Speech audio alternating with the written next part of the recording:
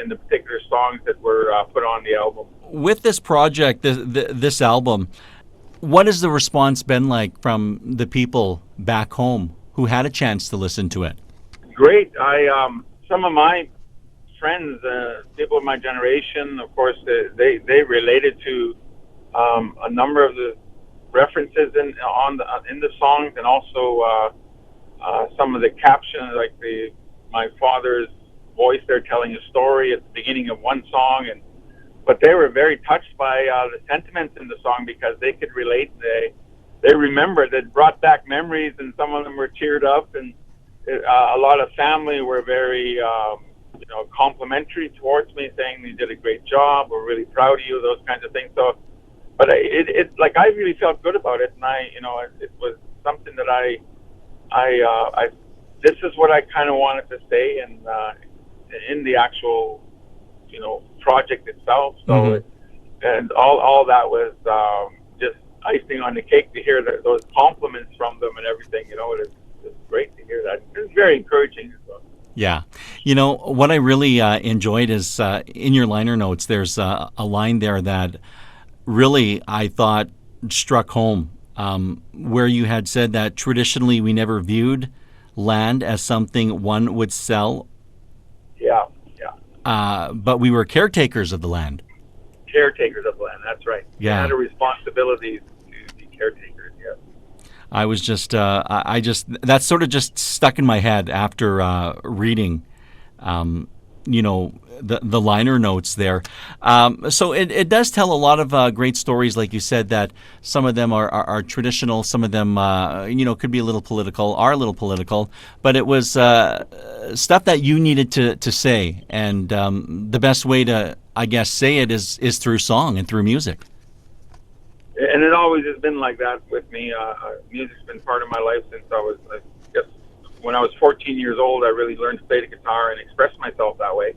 And ever since then, it's always been the way I felt most comfortable expressing myself.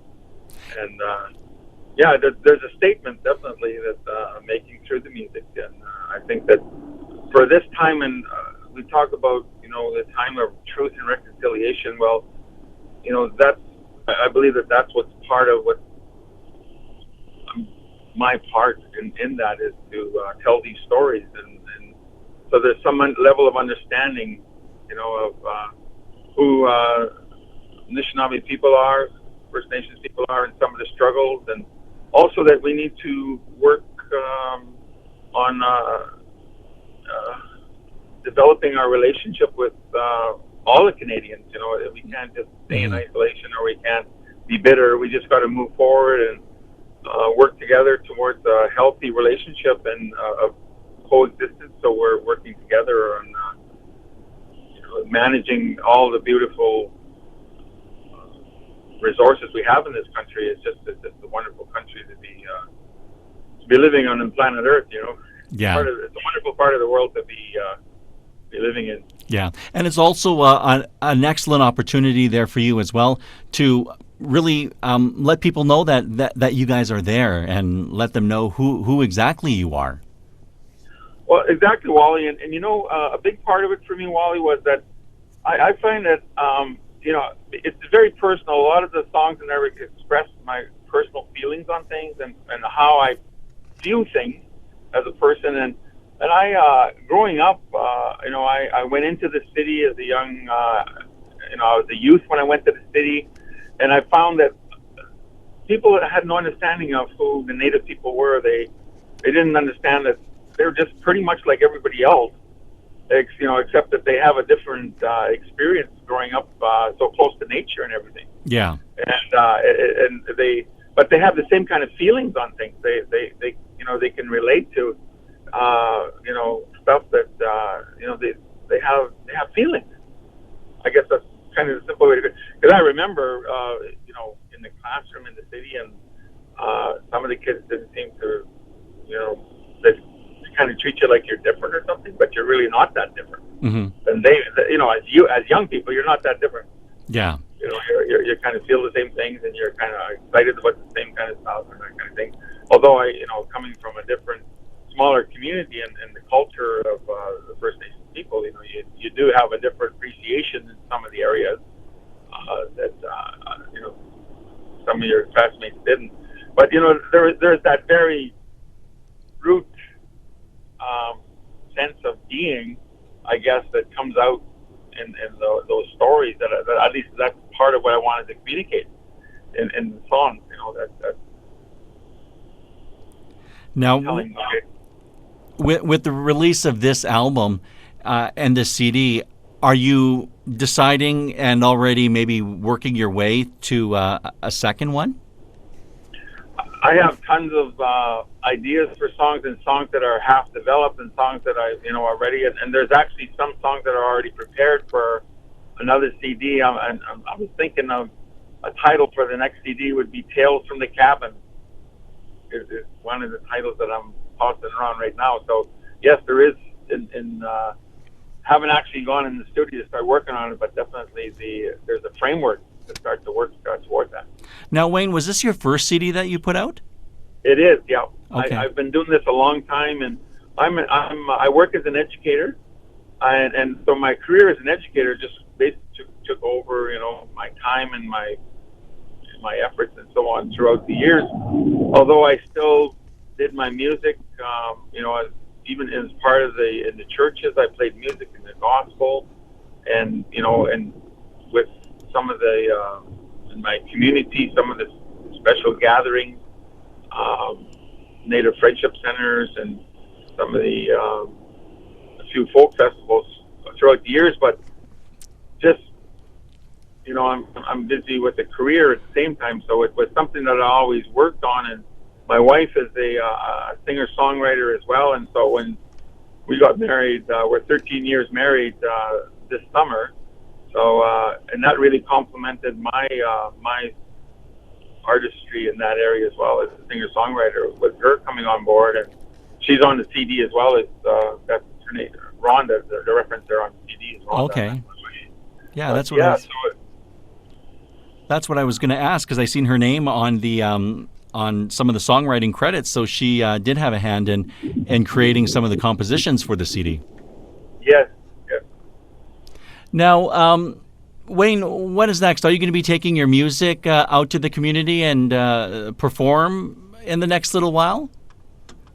That's part of the vision, Wally. It's I see interacting with people across Canada with some of the songs, like predominantly folk festivals and again festivals that where there's an invitation to come and share, and that where there's, I guess, grassroots people, because I believe that this is it's a grassroots connection album. So and I feel that there is the opportunity for making connections and just interacting with the people in this country around some of the issues that are raised in that CD. Now, for the folks out there that would like to get their hands on a copy of this CD, how can they do that? It's going to be on iTunes. That's one of the venues. It can be ordered through, like I have my, there's a site on the actual CD, Wayne First Light, I think it is.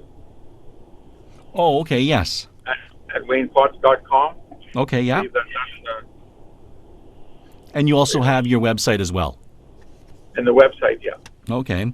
All right. Well, again, like I said, I had a chance to listen to the album and, really got to learn a lot about, some of the experiences and just learn some, some of the great ways of your people. And it just made me feel like I've been there listening to some of the songs, I just had that visual of being in your area as you were singing these songs. So, I mean, you allowed that through your music to put people in that spot.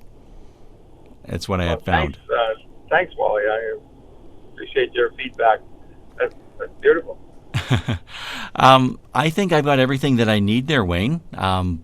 We got a good 15 minutes here, so Okay. I'm going to use, like I said, just use some snips of here and going to compile it all together. And then we'll feature it probably not this long weekend, but probably the weekend following. Okay. But what I'll do is I'll send you an email, let you know when we're going to run it. Hopefully you'll be able to catch it online. And if not, I could send you a copy of it once it's aired. Yeah, that would be great. Yes. Yeah, Okay. I think I'm going to be actually canoe tripping when it's aired, and if it's the weekend following, I'll be in the bush on a canoe trip, Oh, which is fine. I can listen to it when I come out. Like if you send me a copy of the. yeah, sure. No, I can do that. Absolutely. I'll fire off a copy here once after we air it. Yeah, I'll be going back interacting with the traditional territory of the Mi'kmaq Anishinaabe. Do you guide some of these tours as well? Is this something that you do on the side? I used to do that, but now it's more with family. Like I'm taking my daughter and my grandson out, Oh, okay. and possibly my nephew, and yeah, we're just going on a 5-day trip. It's not a big trip, but it's to one of the very special areas, a place called Maple Mountain, right in the center of the traditional territory, and it's the second highest place in Ontario. Oh, really? Yeah, in terms of elevation above sea level. Mm-hmm. It's you get quite a view from up there, and it's just a wonderful trip to do. Oh, nice. And so during these 5 days, you just set up camp along the way, and Yeah, we canoe. We do go a couple of portages in.